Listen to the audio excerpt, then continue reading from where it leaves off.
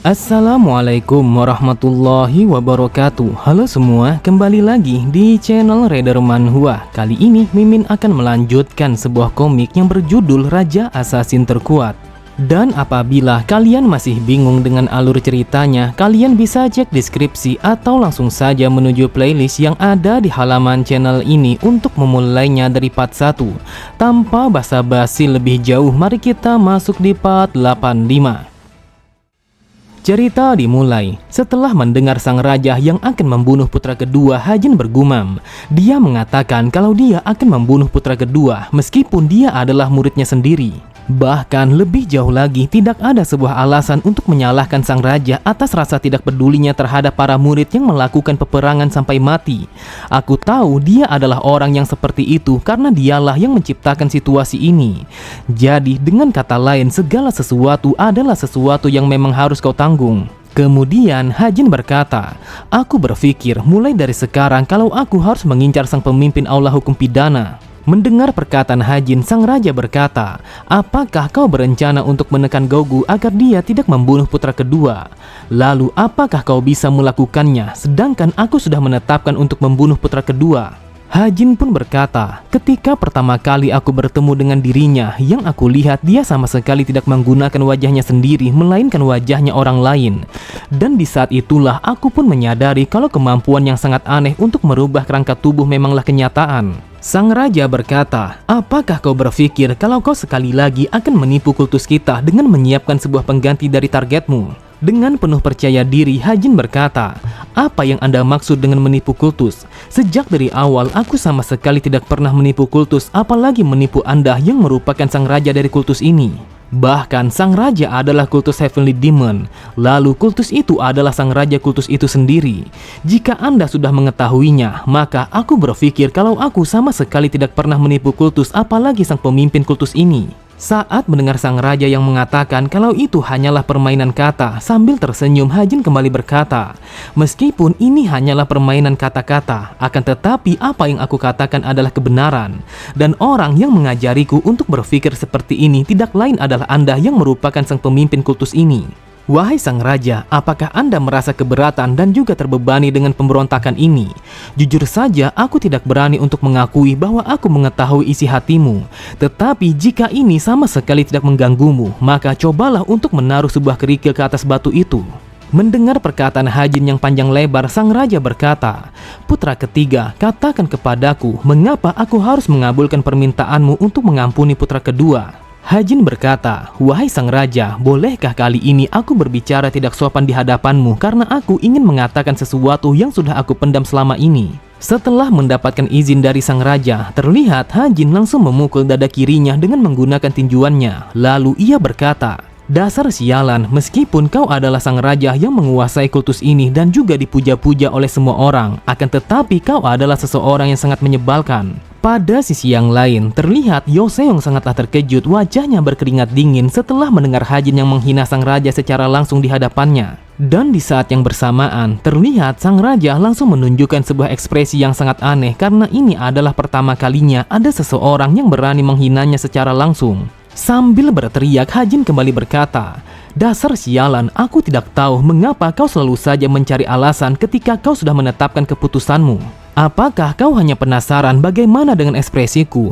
Ataukah mungkin kalau ini hanyalah sebuah ratapan atas prinsipmu yang sudah goyah? Yang aku tahu kau bukanlah seseorang yang seperti ini. Ketika kau menginginkan sesuatu dan juga hatimu sudah menetapkannya, maka kau akan maju tanpa adanya keraguan sedikit pun.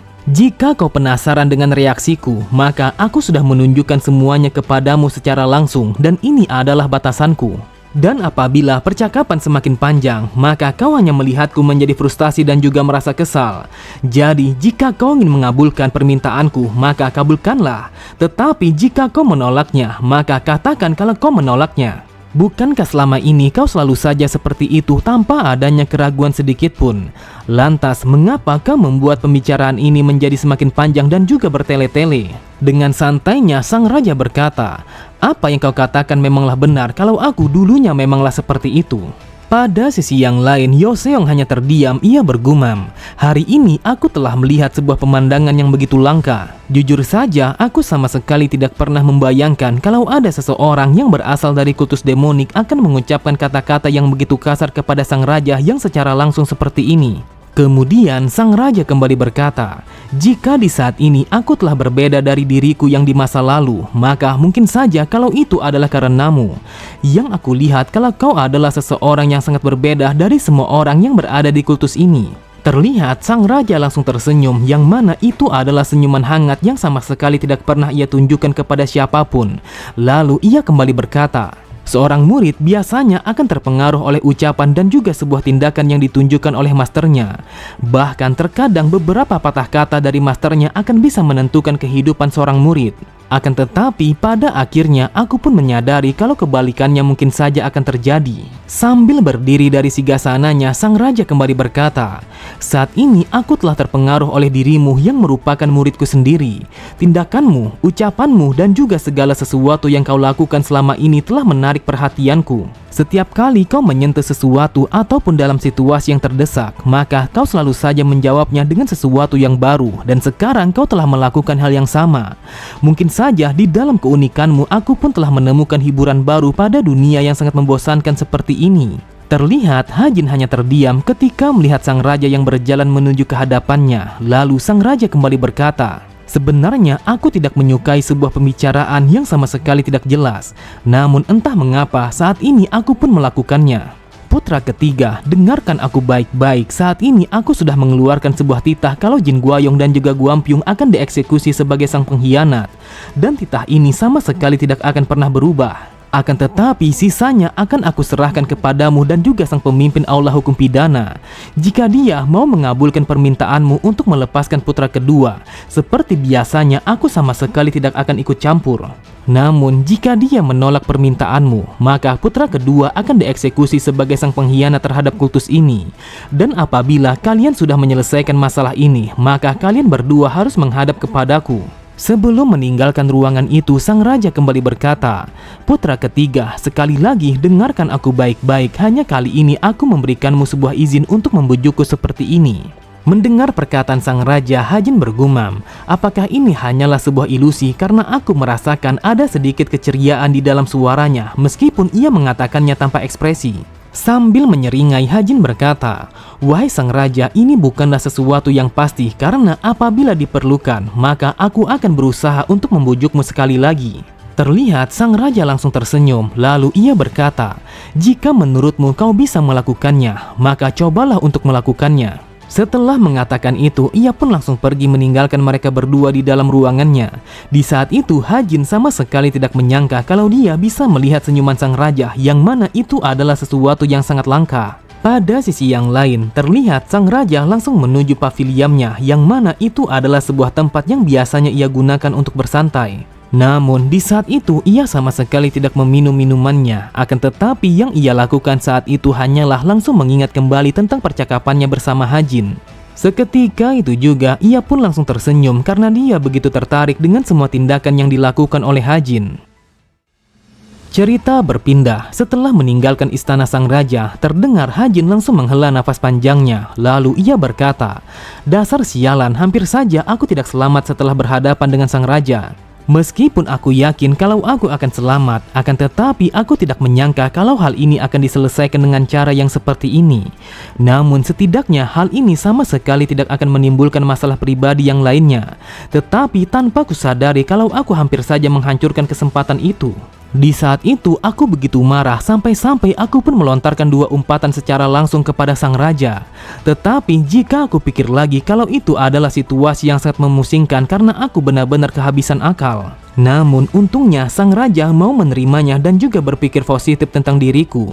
Yang aku tahu dia bukanlah seseorang yang akan membunuh orang lain hanya untuk menyelamatkan martabatnya. Tetapi dia juga bukanlah seseorang yang akan menutupi amarahnya dengan senyuman kepada seseorang yang tidak sopan. Tiba-tiba saja Hajin langsung terdiam ketika ia merasakan kalau dantian tengahnya sedikit bergetar. Seketika itu juga, ia pun langsung teringat dengan apa yang pernah dikatakan oleh sang raja. Ia berkata, "Aku tidak tahu apakah kau benar-benar menginginkan menuju ranahnya para dewa. Tetapi seseorang yang belum sepenuhnya merangkul 5 hasrat dan juga 7 perasaan sama sekali tidak akan mampu untuk melepaskan cangkang kemanusiaan. Kau harus marah, kau harus tertawa, dan juga kau harus bersedih.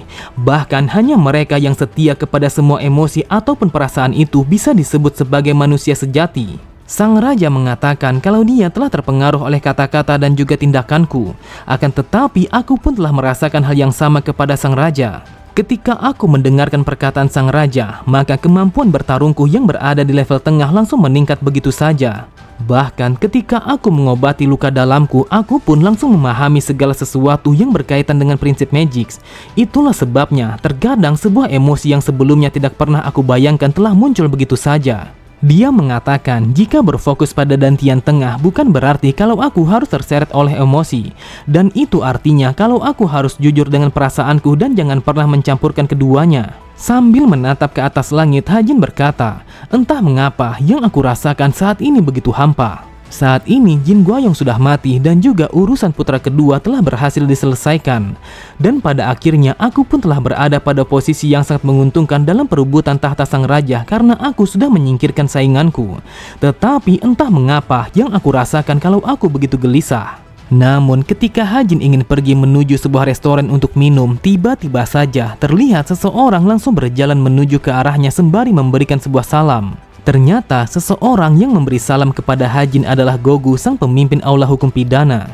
Melihat kedatangannya, Hajin berkata, "Sebenarnya aku berencana untuk mendatangimu karena aku ingin berbicara kepadamu secara langsung. Tetapi aku tidak menyangka kalau kita akan bertemu di tempat ini." Mendengar itu, Gogu berkata, "Aku berpikir kalau kita sama sekali tidak memiliki hubungan pribadi yang begitu dalam. Jadi ketika kau mengatakan kalau kau ingin mengunjungi kediamanku, maka ada kemungkinan kalau ini adalah urusan resmi." Hajin pun kembali berkata, "Itu adalah sebuah permintaan pribadi yang ada hubungannya dengan urusan publik. Jadi aku berharap kalau kau akan bisa memahaminya." Sambil berpaling, Gogu langsung mengajak Hajin untuk pergi menuju sebuah kedai di mana mereka bisa berbicara untuk membahas sebuah permintaan pribadi yang ingin disampaikan oleh Hajin. Cerita berpindah pada sebuah tempat yang merupakan tempat di mana Ma Dongpil dirawat. Di saat itu, Angwa sedang memasak sebuah sup yang akan ia hidangkan kepada Ma Dongpil. Melihat Angwa yang sedang memasak, Harin berkata, "Bukankah tim medis sudah menyiapkan makanan yang cukup yang mereka siapkan kepada Ma Dongpil?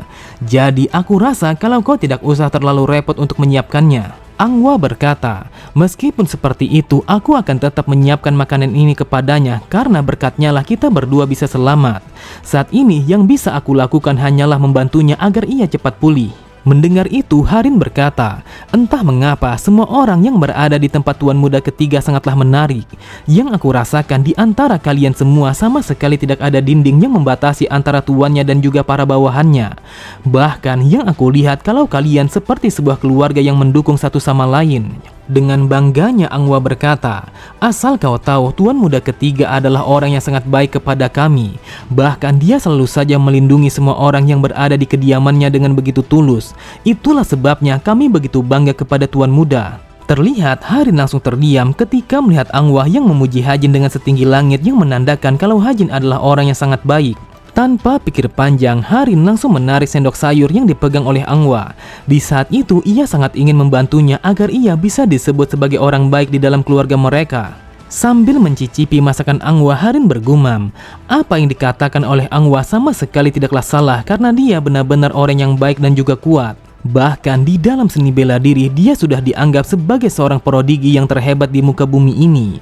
Akan tetapi, tuan muda ketiga telah menganggap kekuatan itu sebagai salah satu cara untuk memecahkan sebuah masalah. Meskipun dari luar dia terlihat sederhana, akan tetapi dia adalah orang yang sangat cermat dan juga memiliki sebuah wawasan yang begitu luas.